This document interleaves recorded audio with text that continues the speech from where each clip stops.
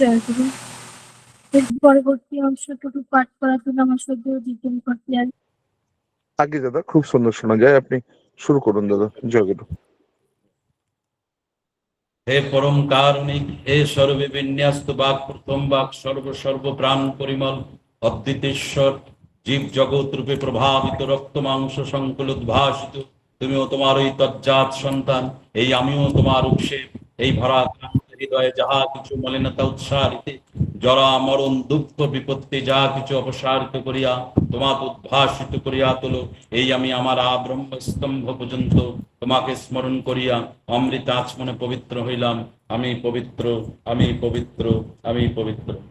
পরম দয়াল শ্রী শ্রী ঠাকুর, পরমারাধ্যা জগজ্জন শ্রী শ্রী বর্মা, পরম পূজ্যপাদ শ্রী শ্রী বর্দা, পরম পূজ্যপাদ শ্রী শ্রী আচুষদেব ও পরম পূজ্যপাদ শ্রী শ্রী অবিন্দার শ্রী প্রণাম এবং ঠাকুর পরিবারের সকল গুরুজনের প্রতি প্রণাম। উপস্থিত এই মহৎ লিঙ্কে ঠাকুরের পুত পাঞ্জাধারী কর্মীগণ, যাজক অধৈর্য স্পেয়ার স্বস্তিনী ব্রতধারী উদ্দাতা এবং সমস্ত ভক্ত এবং উপস্থিত সকল দাদা মায়েদের আমার সকলকে আমার অন্তরের প্রীতি শুভেচ্ছা ভালোবাসা এবং বড় মার জগজ্জননী শ্রী মার শ্রাবণ পরিক্রমার অনেক অনেক শুভেচ্ছা প্রীতি ভালোবাসা এবং সকলের প্রতি আমার রইল আনন্দিত জয় গুরু। আমি নিজেকে খুব ধন্য মনে করছি এই ভার্চুয়াল প্ল্যাটফর্মে আপনাদের মধ্যে এসে, যে কথায় বলে যে মেরে হিয়া মে বাজাতে বাধাই সন্ত সঙ্গে পায়। আমার খুব পরম সৌভাগ্য যে আমি আজ এমন কিছু বিপ্র মধ্যে বসে আছি, তারা বিপ্র শিরোমণি, আমি তাদের সঙ্গতে একই চৌকিতে এখানে বসে আছি তাদের সঙ্গে, এবং তারা ভীষণ বড় বড় অ্যাস্ট্রোলজার, এক একজন ভারতবর্ষের নামি দামি অ্যাস্ট্রোলজার, এবং তাদের চৌকিতে তাদের সাথে বসে আছি এবং তাদের সঙ্গ করছি এতক্ষণ ধরে সব পরিবার নিয়ে। তো আমি সেই বিপ্র आप लोग अभी मेरा प्रणाम स्वीकार करें। তো আমি তাদের কাছে বসে আছি, সেই বিপ্রদের কাছে, এবং তারা খুব বড়। लेकिन ঠাকুর একটা কথা বলতেন যে জসমিন কেন্দ্রে বৃহস্পতি তো কিং কুর্বন্ত সর্বদুষ্ট করা। এই অশ্লেষা মঘা রাহু কেতু যদি ইষ্ট কাজ মাথায় থাকে, শুনেছি হনুমানের নাকি একবার 7.5 ছিল তার, তো হনুমানের মাথায় 7.5 এসে শনিদেব বসবেন, তো হনুমান বললেন যে বসবেন কোথায়, आप बैठेंगे कहाँ पे, जब मेरे पूरे तन में मेरे बदन में मेरे हर जगह मेरा प्रभु राम है। तो आप शनिदेव वहां आए, बैठे हुए, लेकिन सहन नहीं कर पाए, তিনি বুঝতে পারলেন না। ভাইয়া 7.5 কিছুই হলো না তার। তো কথা হচ্ছে ইষ্ট কাজে যারা জেদি হয় তাদের ব্যক্তিত্ব ডেভেলপ হয়। ঠাকুর বললেন अपने धंधा में घूमता जो जीवित मरा रहता हो, इष्ट धंधा में घूमता जो किस्ती मात करता हो। যে ইষ্ট ধান্দায় চলে সে কিস্তি মাত করে। ঠাকুর প্রায় হনুমানের কথা বলতেন, প্রায় তিনি ভক্তির যখন বিশ্বাসের কথা বলতেন তিনি মীরাবাইয়ের কথা বলতেন। এই বিশ্বাস নির্ভরতার আত্মত্যাগ যদি না থাকে, প্রভুর প্রতি সমর্পণ না থাকে, তো কথায় বলে হিন্দিতে একটা শব্দ আছে যে जब तक बिका नहीं था कोई मोल नहीं था आपने हमें खरीद कर मोल कर दिया। মালিকের চরণে বিক্রি হতে হয়। আমরা আসি কারো কাম ক্রোধ মদ লোভ ডিগ্রি স্ট্যাটাস পয়সা ধন দৌলত কড়ি পয়সা কড়ি নানান রকমের স্ট্যাটাস নিয়ে আসি, কিন্তু সত্যি কথা তার পায়ে বিক্রি হতে হয় তার চরণে। তার শ্রীচরণ যতক্ষণ বিক্রি না হই তার দয়ায় আমরা লাভবান হতে পারি না। লাভও বুঝি না, পুণ্য বুঝি না, তবে তিনি দীন দয়াল, তিনি দয়া করেন প্রত্যেকের প্রতি, সদয় হন প্রত্যেকের প্রতি। তবে তিনি যাতে চেয়ে পড়তে পারেন আমার কাজকর্ম, আমার চলাবলা, আমার ওঠা বসা, আমার চিন্তা চলন বাক্য কর্ম, এগুলো দেখে যেন তিনি চেয়ে পড়তে পারেন। আচরণের কাছে পার্লারে গিয়ে প্রণাম করলে, দেওঘরে গিয়ে তিনি যেন বলতে পারেন যে আমার বান্দা এসে গেছে। তো আমার কথা হচ্ছে যে দুনিয়া আমার বিষয়ে কে কি বলে আমার সেটা কোনো আক্ষেপ হয় না। আমি পার্লারে গেলে বা ঠাকুর তিনি বিশ্বাস করছেন তো আমাকে, আচরিত আমাকে বিশ্বাস করতে পারছেন তো, তিনি আমাকে বিশ্বাসে নাগালে নিতে পারছেন তো, তিনি আমার পরে কোনো কাজের নির্ভরতা করতে পারছেন তো, বিশ্বাস করছেন তো।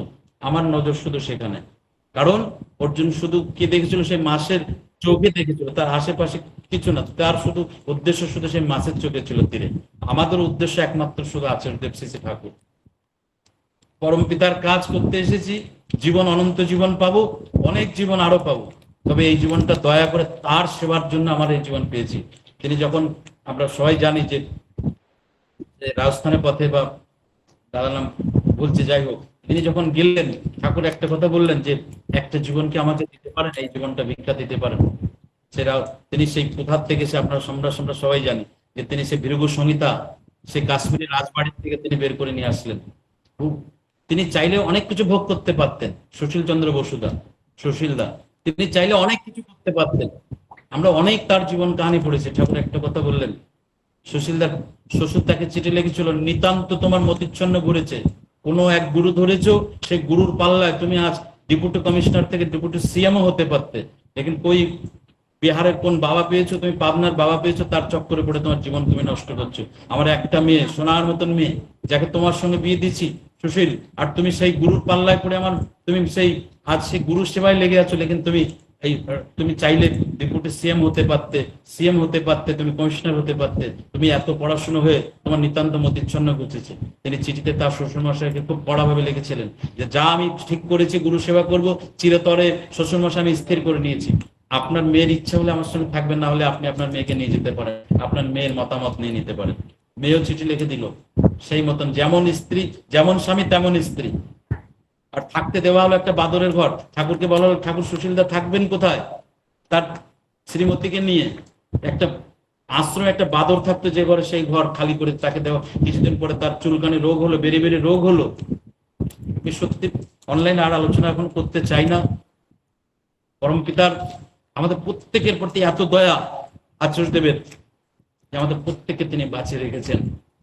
প্রত্যেকের হৃদয়ে ঈশ্বর বাস করেন, প্রত্যেকের হৃদয়ে ধুয়ে মুছে পরিষ্কার করে সেই আসনে পরমপিতা থাকেন না মন্দিরে, এই পাটকেলে মন্দিরে তিনি থাকেন না সিমেন্ট বালির, তিনি থাকেন প্রত্যেকের হৃদয় মন্দিরে, প্রত্যেকের হৃদয়। তাই পূজ্য গোবিন্দা বললেন যে টিপি ওয়ার্কের কাজ যখন সকালে প্রার্থকালীন লোকের ঘরে গিয়ে প্রার্থনা করতে হবে, লোককে ঘুমের থেকে উঠাতে হবে, উঠে তার ঘরে ঠাকুরের চৌকি নাচাতে হবে, তার ঘরে ঠাকুর প্রার্থনা করতে হবে হাত জোড় করে। আমরা প্রত্যেকদিন সকালে বলি, দাদা আপনাদের ঘরের জন্য একটা চৌকি ঠাকুরকে দেবেন বা না দেবেন, আমরা চৌকি ঠাকুরের ফটো বিগ্রহ শঙ্খ ধূপদানি সব সাথে নিয়েই চলি, একটা চট বিছানার চাদর এমনকি মাদুরও সাথে নিয়ে চলি। এমন ভাবে আজ কাজ চলছে। আর পরম পিতা তিনি পূজ্য গোবিন্দা এবং পূজ্য বিঙ্কিদা, পূজ্যপতি সিপাহীদা, আচার্যদেব সকলে ভীষণ খুশি আছেন। এবং দয়া করে পূজ্য বিঙ্কিদা বললেন এবার মন্দিরটাকে এক জায়গা থেকে আরো শ্রী মন্দিরটা বড় করে আমরা 2 সেপ্টেম্বরে টিকিট করেছি। 5 সেপ্টেম্বরে আচার্যদেবের কাছে নিবেদন। কারণ কি, বিকেলে যেখানে প্রার্থনা করি আমরা, সেখানে গরম হয়, অত্যন্ত গরম হয়। আমরা নিজেরাই প্রার্থনা করতে পারি, ঠাকুরের জন্য কুলার লাগিয়ে রেখেছি, লেকিন যে উমাস হয় সেখানে এত হুমাটিটো হয় যেখানে ঠাকুর বসতে পারেন না। আমার ওয়াইফ, আমরা খুব কষ্ট পাই, মনে হয় নিবেদন করতাম যে ঠাকুর তুমি নিজ গুণে কৃপা করে তোমার মতন তুমি একটা। এবার যাওয়ার সঙ্গে সঙ্গে পূজ্য বিঙ্কিদা আমাকে নির্দেশ দিয়ে বললেন, এই প্রথমে তো মনিদের কথা জিজ্ঞেস করলেন, স্ত্রীর কথা জিজ্ঞেস করলেন, মিনার কথা, তারপরে আমাকে বললেন শালা গুরুগিরি শুরু করেছিস, পিঠে লাল, পিঠে চামড়া তুলে দেবো শালা যদি ঠাকুরকে হিটারের মধ্যে রেখেছিস গরমের মধ্যে। মানে পুজো বিঙ্কিদা একবার এসেছিলেন 27 ফেব্রুয়ারি 2023 তিনি এসেছিলেন এই মন্দিরে, আমাদের শক্তি ফোরাম কেন্দ্র মন্দিরে। তিনি বললেন এত লোক করেছিস বেটা, আমাকে লোকজনদের চেপে আমার দম বন্ধ হয়ে এসেছিল তোর ওখানে। তুই ঠাকুরকে বড় জায়গায়, আমাদের একটা জায়গা আছে 184 ফিট লম্বাতে আর 61 ফিট লম্বা। আবারও এই ঋত্বিক কনফারেন্সের পরে 12 তারিখ জুলাই কনফারেন্সে আমি শেষ করে আচার্যদেবকে প্রণাম করতে গেলাম সোমবারের দিন। পিঙ্কিদা আমাকে দেখলেন, দেখে পিছনে উঠে এমনি ইশারা করলেন, পিছনে গিয়ে দাঁড়ালাম কাঁঠাল গাছ তলায়। তিনি আবারও আমার ঋত্বিকদাকে বললেন যে আপনি তো নরেনের গার্জেন, আর আমাকে বললেন তোর কাগজপত্র, তোর টিম, তোর কমিটি নিয়ে, তোর সবকিছু নিয়ে তুই এখানে এসে আচার্যদেবকে নিবেদন করবি, শ্রী মন্দিরের জন্য নিবেদন করবি। আমরা সেই উদ্দেশ্যে 2 সেপ্টেম্বরে বেরোচ্ছি। আপনারা উপস্থিত সকলেই আশীর্বাদ রাখবেন, প্রার্থনা রাখবেন যে তার ইচ্ছা যেন আমরা মূর্তি করে উঠতে পারি। এবং তৎসহ আর একটা রামপুর ডিস্ট্রিক্ট, রামপুরে বিলাসপুরে, সেখানেও আর একটা মন্দিরের খুব সম্ভবত কথা চলছে, তাদেরকে নিয়েও যেতে হবে। দুটো মন্দিরের শ্রী মন্দিরের দায়িত্ব তিনি নিজ গুণে কৃপা করে তিনি এই অধমকে তিনি বিশ্বাস ভরসা সবকিছু তিনি দিয়ে আমাকে বাঁচিয়ে রেখেছেন। এবং আমি মনে করি আমাদের প্রত্যেককে তিনি বাঁচিয়ে রেখেছেন, প্রত্যেককেই তিনি বাঁচিয়ে রেখেছেন নিঃশ্বাস প্রশ্বাস দিয়ে। নাই তো আমাদের যা কর্ম, আমাদের যা কর্মফল, তাতে আমরা মানুষের মতন তো মোটেই না। দয়া করে নিজগুণে কৃপা করে তিনি তার চরণ আশ্রিত করেছেন। আমি পণ্ডিতজিদের কাছে বলছিলাম যে আমার ঠাকুরদার বাবা কল্পনা চ্যাটার্জি, তিনি সেই কমল মাস্টারমশাই বাংলাদেশের ঋত্বিক, তিনি কিভাবে তাকে যুক্তি দিয়ে পাবনায় নিয়ে গেলেন এবং তাকে গিয়ে ঠাকুরের চৌকির সামনে ফেলালেন। কল্পনা চ্যাটার্জি দেখে কমল মাস্টারমশাই, অনেক হয়তো চিনবেন আপনারা, খুলনায় কমল দাকে দেখে বললেন, কমল এদিকে একটু আয়। তিনি মাস্টারি করতেন, হেডমাস্টারই। বললেন ইনি কে? বললেন আপনি চিনে নেন। তখন বললো যে কমল, আমার আরেকটা ব্যাপার আছে, যে আমি গয়া কাশী বৃন্দাবন, তিনি 20 বছর ধরে বাড়ির থেকে উধাও হয়ে গেছিলেন, সন্ত পুরুষের মতন ছিলেন আমার ঠাকুরদার বাবা কল্পনাথ চ্যাটার্জি। তিনি বললেন আমি একটা জিনিস বলছি, এই নিয়ে যে এখানে থাকেন, এই পাবনাতে এই চৌকিতে বসেন এই খাটে, বলে আমি গয়া কাশী বৃন্দাবন মথুরা যত জায়গায় গেছি, 20 বছর ধরে তীর্থধাম করেছি, আমি প্রত্যেক জায়গায় প্রত্যেক দেবদেবীর মধ্যেই এই রূপটাই দেখেছি, শ্রী ঠাকুর অনুকূল চন্দ্র। তিনি জানেনও না তার নাম শ্রী ঠাকুর অনুকূল চন্দ্র। বললেন তখন আর দেরি কোথায়, আপনি চিনছেন যখন বলেন। বলছেন আমি বুঝতে পেরেছি যে তিনি পুরুষোত্তম নারায়ণ, আমাকে দীক্ষার ব্যবস্থা করেন। 120 বছর আমার ঠাকুরদার দীক্ষা নেন পুনরায় আমার ঠাকুরদার বাবা। আর সেই কল্পনাথ চ্যাটার্জি, দীননাথ চ্যাটার্জি, সুধীর চ্যাটার্জি, জয়ন্ত চ্যাটার্জি, আমি আমার ছেলে, আজ এইভাবে আমার পরম্পরা শেষে ঠাকুর কিনে আমরা চলছি। এখানে একটা কথা আমি এতটুকু বুঝতে পেরেছি, এই সংসার জীবনে খুব ভালো করে বোঝা হয়ে গেছে যে তমেব মাতা চ পিতা চ তমেব বন্ধু তমেব সখা। তিনি স্ত্রী, তিনি পুত্র, তিনি কন্যা, তিনি দ্বারা যাহা কিছু সব তিনি। আমাকে গোদ দিচ্ছে, আমাকে পড়াচ্ছে, আমি এক মুঠো অন্যের জন্য তোদের দূরে ছুটে যাচ্ছে, আবার আমার মাথায় আমি নির্মম হয়ে লাঠি মারছে। আমি বেদ, ওরে আমি বাইবেল, আমি কোরআন, ওরে আমি সবকিছু, আমি শ্রীকৃষ্ণ অঙ্গের যদি পড়তে, যদি যা কিছু সবকিছু আমি, যদি সত্যি এটা হয় আর সেটা যদি আমি মনে পড়ে দৃঢ় বিশ্বাস করে, তবে কেন আর কাপুরুষ মতন ঘরে বসে আছি? কেন আজ বসে আছে? কেন তার কথা বলছি না? দাঁড়িয়ে গিয়ে ছুটে ছুটে বলছি না যে পরম পিতা এসেছেন? ঠাকুরকে, ঠাকুর বললেন এমন একটা দিন আসবে লোকে তোদের বলবে, একটা পিপিলিকাও যেন না বলতে পারে কই তোদের পরম পিতা এসেছিল। আমি বাঁচতে পারতাম, এই ঝড় তুফান বন্যায় আমি বাঁচতে পারতাম, সৎ নাম সৎ দীক্ষায় বাঁচতে পারতাম। এই আসামে আজকে এত লোক মারা গেল, হাজার 2 কোটি টাকা সেখানে পাঠালেন। এখানে আমরা খুব, আমার নিজেকে গিল্টি মনে হয় যে আমরা প্রত্যেকের, ঠাকুর বলেন একটা পিপিলিকাও একটা যেন ছিপগুলো না বলতে পারে কই তোমার পরম পিতা আসলে তুমি আমাকে যাজন করিনি।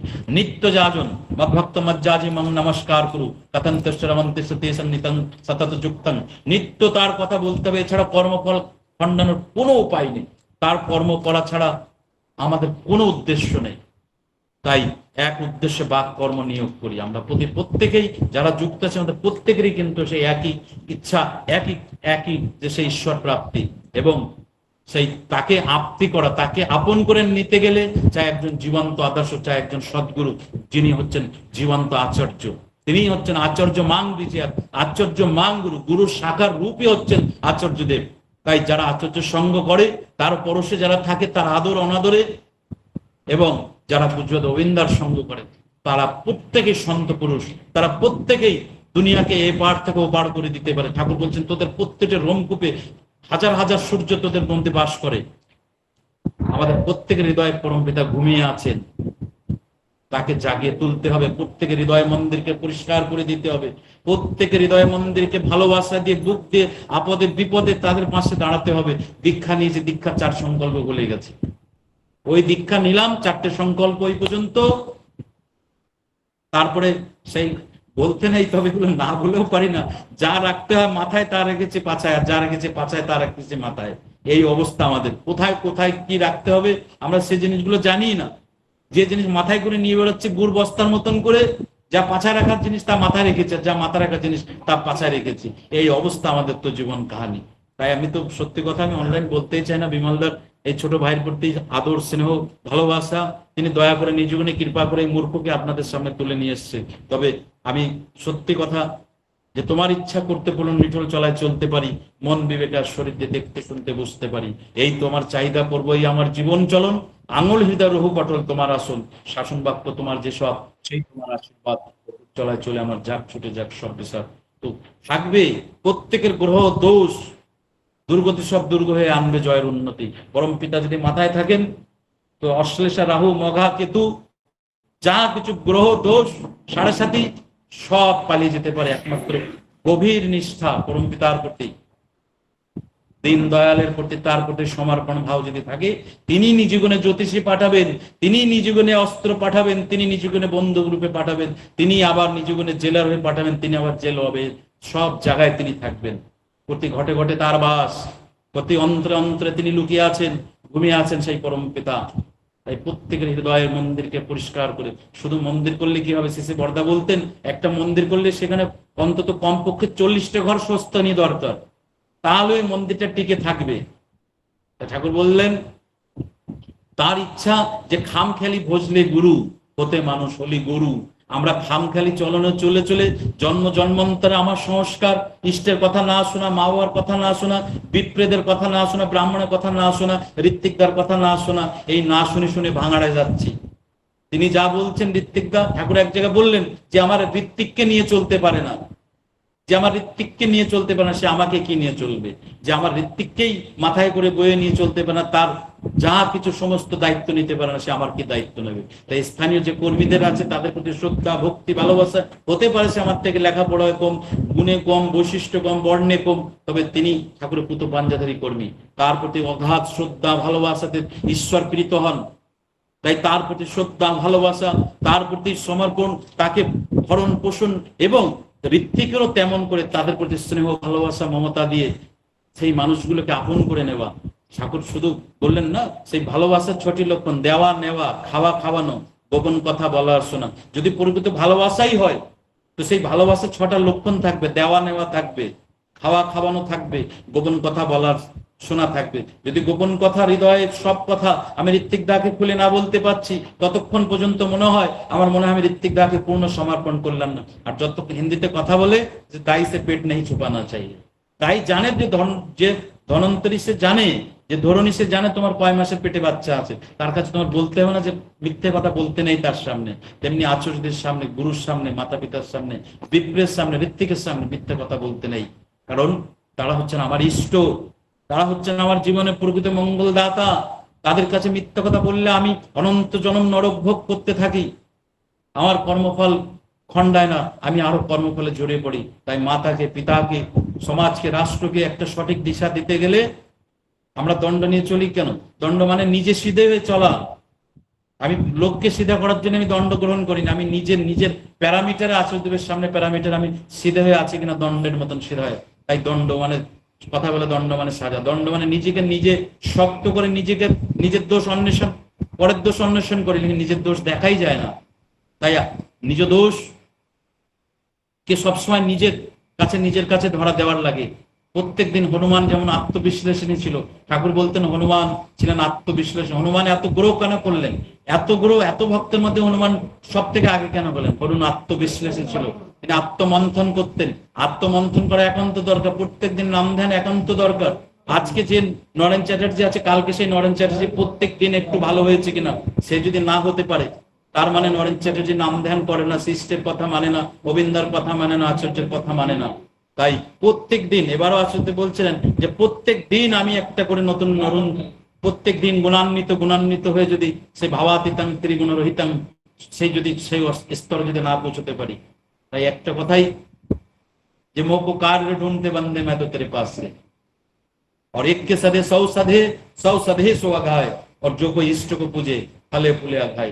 তাই ইষ্টের প্রতি, গুরুর প্রতি, আর এক কে সদে 100, বহুনাস্তিকের হৃদয়ে প্রেম ভক্তির স্থান নেই। যারা বহুনাস্তিক, বহুতে আসক্তিতে, কামনা বাসনা, আজ এটা কালোটা, আজ এটা কালোটা। আমি প্রত্যেক দিন দাড়ি বানাই, প্রত্যেক দিন সকালে দাড়ি বানাই, কারণ আমি জানি আমি ঠাকুরের কর্মী।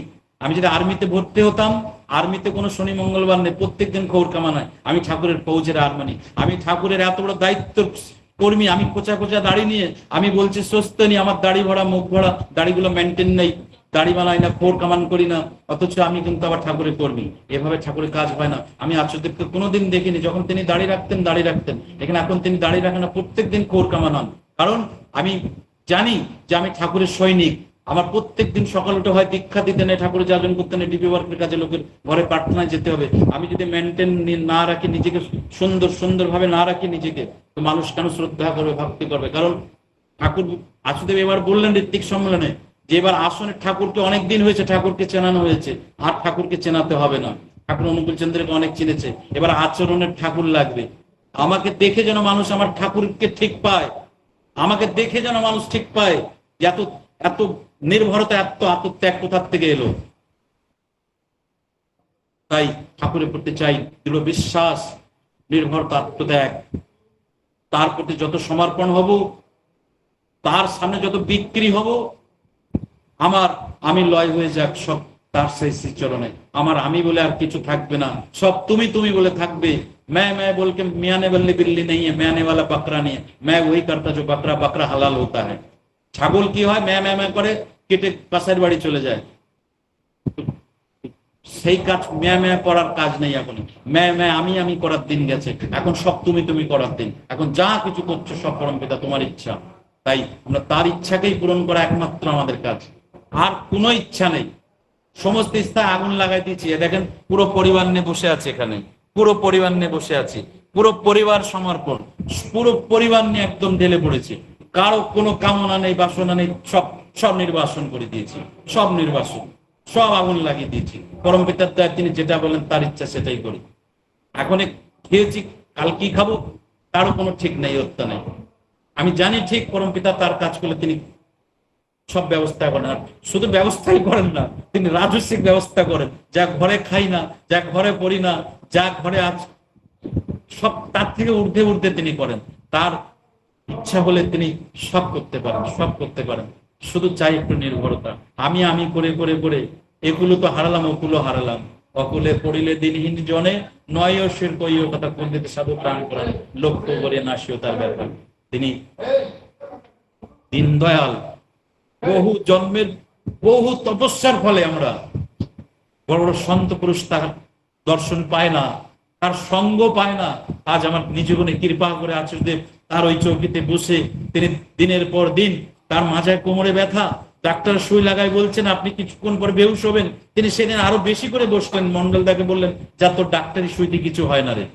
মন্ডলদা লক্ষ্য করছেন, কিন্তু গুরুদা লক্ষ্য করছেন যে দাদা হয়তো বেহুশ হয়ে পড়বেন মাজার ব্যথার সুইতে। দাদা সেদিন আচার্যদেব সেদিন বেশি করে বসলেন। একবার আচার্যদেব বলেছিলেন, তোদের ডাক্তারি যেখান থেকে মানে শেষ, বাবার ওখান থেকে শুরু। আচার্যদেবের কথা তিনি বলেছিলেন। কারণ একবার দেওঘরে ছোট ছোট বাচ্চাদের প্রত্যেকের নিউমোনিয়া হচ্ছিল, সমস্ত অ্যান্টিবায়োটিক মারা হলো, আশ্রমের সব দেওঘরের সমস্ত বাচ্চাদের ঠিক হচ্ছিল না। বাবার কাছে গিয়ে সবাই নিবেদন করলেন আচার্যদেবের শেষে দাদার কাছে, যে আগে রুগী ঠিক হচ্ছে না, ওষুধ দিচ্ছে ঠিক হচ্ছে না। ডাক্তার স্বপনদা বললেন, সব ওষুধ দিয়ে দিলাম। আশুদেবকে বলেন, বাবা দিয়ে দিলাম, ঠিক হচ্ছে না। বললেন, দেখ বাবার কাছে গিয়ে। আর আশুদেবের বর্তমান আশুদেবের কাছে যখন গেলেন, তিনি একটা কথাই বিধান দিলেন, যে আশ্রমে যত খাটের নিচে, যেমন ভাদ্র মাসে আমরা জামা কাপড় রোদ্দুরে দেই, বাংলাদেশের মানুষ আপনারা জানবেন বা প্রত্যেকে দিয়ে থাকে, ঘরের নিচে জিনিস পুরনো কাপড় সব রোদ্দুরে শুকাতে বললেন আশুদেব। এবং বিনা ওষুধে 4 দিনের মধ্যে সমস্ত বাচ্চাদের নাজলা জোকাম সব ঠিক হয়ে গেল। তিনি কারণ পুরুষ, তিনি বৈশিষ্ট্য পালে অপূর্যমান, তিনি সূক্ষ্ম, প্রত্যেকের জিনিস তার কারণ পুরুষ। তিনি অনাদির আদি, তিনি সেই গোবিন্দ, তিনি সেই মধুসূদন। যুগে যুগে তিনি আসেন, তার আবির্ভাব হয়েছে। এবারও তিনি আসলেন, সেই রামকৃষ্ণদেব, সেই চৈতন্য মহাপ্রভু। আমি কেবল এই জ্যোতিষদের পুরোহিতদেরকে বলছিলাম যে সেই রামচন্দ্রের হাতে বাঁশের ধনুষ, সেই সরায়ু নদী, তার নাম রামচন্দ্র। আসলেন কৃষ্ণচন্দ্র, আবার সে জন্মভূমি ত্যাগ করলেন, অযোধ্যা ছেড়ে লঙ্কায় গেলেন। শেষে ঠাকুর ভগবান শ্রীকৃষ্ণ তিনি মথুরা ছাড়লেন, তিনি সেই দ্বারিকায় চলে গেলেন, তার হাতেও সেই বাঁশের বাঁশুরি। এবং সেই ঠাকুর অনুকূল চন্দ্র, সেই পদ্মা নদী, তিনি সেই হিমায়তপুর ছাড়লেন দেওঘর, তার নাম অনুকূল চন্দ্র, হাতে সেই বাঁশের দণ্ড। আর প্রত্যেক ঋত্বিক দাদারা যারা আমরা দণ্ড গ্রহণ করছি, যে তিনি সেই এই বাঁশের ঝাড়, এই যে বাঁশগুলো কাটা হতো, বিন্ধ্যাচল কি বাঁশ নেই, আমাদের উত্তরপ্রদেশে বিন্ধ্যাচল বলে মা দুর্গার একটা মহাশক্তিপীঠ, বিন্ধ্যাচল বলে। সে বিন্ধ্যাচলের পাহাড়িতেই বাঁশের সেই ছোট গাট করে যে বাঁশ, যে দণ্ডগুলো আমাদের হাতে থাকে, সেই বাঁশের দিয়ে ভগবান রামচন্দ্র ধনুষ বানানো হতো। শ্রীকৃষ্ণের বাঁশুরি সেখান থেকে কাটা হতো, এবং আমাদের দণ্ডের প্রথম খ্যাপ সেখান থেকে শুরু হলো। এবং সেই ভ্যারাইটির থেকে সেই বংশের সেই বাঁশ দিয়ে আজ বাঁশের সেই দণ্ড। তাই যারা জ্ঞানবান, তারা পুরুষোত্তমকে চিনতে দেরি করে না। তারা সূত্র দিলেই, তারা সূত্র অনুসারে, তারা ম্যাথের অঙ্ক, পাইথাগোরাস প্রমেয় যদি থাকে, সূত্র দিলে তারা অঙ্ক নামায় নিতে পারে। তাই জ্ঞানী যোগী পিলেরা হিসাব মন কি ঘানি, এই জ্ঞানী হোক যোগী হোক সব মনের ঘানি ঘুরছে। লেকিন সাধু সঙ্গ দেব মেরি পরম গুরু দাতার, এই সাধু সঙ্গ আমি আপনাদের সকলের অনেক অনেক ভালোবাসা পেয়ে আজকে এখানে এই পুরোহিতদের, ব্রাহ্মণদের, 5 কষ্ট জ্যোতিষ, প্রকাণ্ড জ্যোতিষ, তারা ভারতবর্ষের নাম করা জ্যোতিষী, তাদের সঙ্গে এখানে সঙ্গ করতে পারলাম। অনেক অনেক আপনাদের, আমি বিমলদা আপনার অনেক অনেক শ্রদ্ধা জ্ঞাপন করি, ভালোবাসা জ্ঞাপন করি পরমপিতা রাতুল চরণে, যে আজকে হয়তো আপনার এই ভালোবাসার টানে আজকে আমি এই এত বড় সন্তদের সবাই বিপ্র এখানে বসে আছেন, সব বিপ্র এবং তারা সব প্রকাণ্ড বিদ্বান, তারা এক একজন বিশাল বিশাল ভারতবর্ষের নাম করা জ্যোতিষী। আজ তাদের সঙ্গ পেয়েছে হয়তো বিমলদাও সেই সন্ত পুরুষ। তিনি বাংলাদেশে যেভাবে লেগেছেন সাতক্ষীরা নাই, পুরো গোটা বাংলাদেশকে তিনি সেই ঠাকুরের কাজের জন্য সকলকে এবং ভারতবর্ষ পৃথিবীময় মানুষকে ইষ্ট কাজের জন্য আহ্বান করছেন। বিমলদার রাতুল চরণে বিমলদার সুদীর্ঘ জীবন, ইষ্ট উচ্ছল জীবন মঙ্গল প্রার্থনা করি। আর এই তো আমাদের একটাই শুধু আমাদের নেশা, সেটা হচ্ছে পরমপিতার কাজ। আমার যদি সময় হয়ে থাকে, দয়া করে, আমি মূর্খ মানুষ, যদি কোনো কথা ভুল বলে থাকি, কারো অন্তরে কোনো রকম ব্যথা লেগে থাকে, ছোট ভাই হিসেবে ক্ষমা করবেন। আর যদি কিছু ভালো লাগে, পরমপিতার আশীর্বাদ, সেটা আমি এইভাবেই আমার পরমপিতাকে নিয়ে চলছি। আপনারা একটু আশীর্বাদ রাখবেন, প্রার্থনা রাখবেন, যেন তার কাজ নিষ্কপটতা ভাবে, নিশ্চলতা ভাবে, এবং তিনি যেমনি করে চান তার ইচ্ছাকেই যেন আমরা মূর্ত করে উঠতে পারি। এই বলে আমার বক্তব্য এখানে শেষ করলাম। সর্বে ভবন্তু সুখিনঃ, সর্বে সন্তু নিরাময়া, সর্বে ভদ্রাণি পশ্যন্তু, মা কস্যচিৎ দুর্ভাগ ভবেৎ। জয় গুরু, জয় গুরু, জয় গুরু। জয় গুরু দাদা, জয় গুরু। জয় গুরু। অতি অল্প সময়ের মধ্যে দিয়ে অপরিত্রিক শ্রদ্ধেয় শ্রী নরেন্দ্রনাথ চ্যাটার্জি দাদা উত্তরাখণ্ড থেকে খুব সুন্দরভাবে তিনি আমাদের জীবনে চলার পথের যা পাথেয়, অর্থাৎ শ্রী শ্রী ঠাকুর, তিনি আমাদের হৃদয় মন্দিরে বিরাজ করেন, সর্বোপরি তার প্রতি গভীর বিশ্বাস রেখে চললে আমাদের জীবনের উন্নতি অবশ্যম্ভাবী। তৎপর আরো ইষ্ট কথা, ইষ্ট নির্দেশ পরিপালনের মধ্য দিয়ে আমাদের সেই জীবনের সার্থকতা সবকিছু লুকিয়ে রয়েছে ওই একটা কাজের মধ্য দিয়ে, সেটা হচ্ছে ইষ্ট কাজ। এবং সবসময় নিজেকে ইষ্টের সঙ্গে যুক্ত রেখে পরিষ্কার পরিচ্ছন্নতার সহিত সেই ডিপি ওয়ার্কের কথাও তিনি সামান্য ছুঁয়ে গেলেন। আমরা সবাই অনুপ্রাণিত হলাম দাদা, সমৃদ্ধ হলাম আপনার ইষ্ট কথায়। আপনি এইভাবে আরো থেকে আরোতর হয়ে উঠুন, সপারিপার্শ্বিক সপরিবারে সুখে থাকুন, ইষ্টকে নিয়ে আনন্দে থাকুন, এই প্রার্থনা দয়ালের শ্রীচরণে। জয় গুরু দাদা, খুব ভালো থাকবেন।